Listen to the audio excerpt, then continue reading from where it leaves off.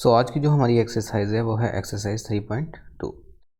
3.2 के क्वेश्चंस करने से पहले हम कुछ बेसिक कंसेप्ट्स देख लेते हैं, जिसमें first one is direct variation and second one is inverse variation. Okay, what is direct variation? Direct variation का मतलब ये है कि अगर लेट्स सपोज के हमारे पास दो क्वांटिटीज़ हैं एक्स एंड वाई, अगर तो x की वैल्यू जो है वो बढ़ती है तो उसके साथ y की भी अगर वैल्यू बढ़े तो इसको बोलते हैं डायरेक्ट वेरिएट। इसी तरह अगर x की वैल्यू जो है वो कम होगी तो उसके साथ y की वैल्यू भी क्या होगी, कम होगी। ये दोनों क्वांटिटीज़ एक दूसरे से रिलेटेड होती हैं। तो डायरेक्ट वेरिएशन की आपको समझ आ गई होगी कि अगर एक क्वांटिटी की वैल्यू बढ़े तो उसके साथ दूसरी की भी बढ़े। लेकिन इन्वर्स वेरिएशन ऐसे नहीं है। उसमें क्या है कि अगर एक क्वांटिटी की वैल्यू जो है वो बढ़ती है तो दूसरी की क्या होती है, कम होती है। ओके, इसी तरह अगर x की वैल्यू जो है वो कम होगी तो y की वैल्यू क्या होगी, ज़्यादा होगी। उसके बाद हम इसकी एग्जांपल्स पे आ जाते हैं। डायरेक्ट वेरिएशन की जो एग्जांपल है मोस्ट कॉमनली यूज़ होती है वो है स्पीड और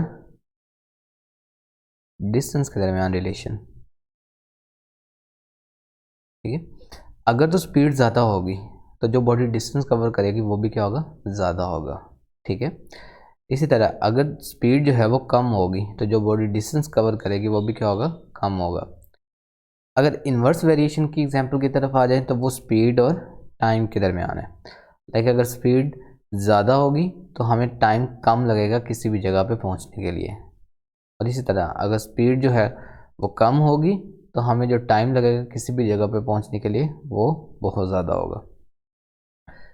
उसके अलावा अगर हम इनके डायरेक्ट वेरिएशन की एक और एग्जांपल देखें जो कि ज्योमेट्रिकल मीन से रिलेटेड है। लाइक अगर मैं एक सर्कल ड्रॉ कर लेता हूँ तो हम जानते हैं कि सर्कल की जो आउटर बाउंड्री होती है वो उसका सरकमफेरेंस होता है। लाइक ये आउटर बाउंड्री जो होगी सर्कल की वो उसका सरकमफेरेंस होगा, और रेडियस जो होगा वो ये हो जाएगा, ठीक है, डायमीटर का हाफ।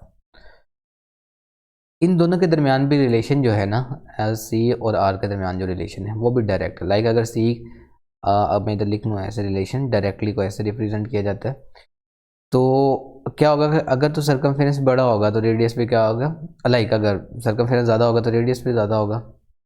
ठीक है, इसी तरह अगर सर्कमफेरेंस की वैल्यू कम होगी तो आर की वैल्यू भी क्या होगी, कम होगी। लाइक अगर मैं बड़ा सर्कल ड्रॉ कर लेता हूँ, ठीक है, तो इसमें क्या है, यार इसको सर्कल ही कंसीडर करें वैल्यू। वैसे सर्कल में क्या होता है कि हर तरफ जो है वो रेडियस इक्वलेंट होता है, यानी कि ये हर पॉइंट पे, बट सर्कल को फिलहाल इसको इमेजिन करें कि ये सर्कल ही है एक। तो इसमें क्या है कि देखें इसमें आर की वैल्यू ज़्यादा है as compare to this one. ठीक है, तो क्या है कि अगर तो सर्कमफेरेंस ज़्यादा होगा या रेडियस ज़्यादा होगा तो सर्कमफेरेंस ज़्यादा होगा, अगर सर्कमफेरेंस ज़्यादा है तो रेडियस ज़्यादा होगा। अब ये अगर कंसेप्ट क्लियर हो गए हैं तो हम अब अपनी एक्सरसाइज की तरफ चलते हैं, क्योंकि उसमें ये कंसेप्ट दो बेसिकली एक्सरसाइज 3.2 में यूज़ होंगे। तो आए अब हम चलते हैं अपने क्वेश्चंस की तरफ।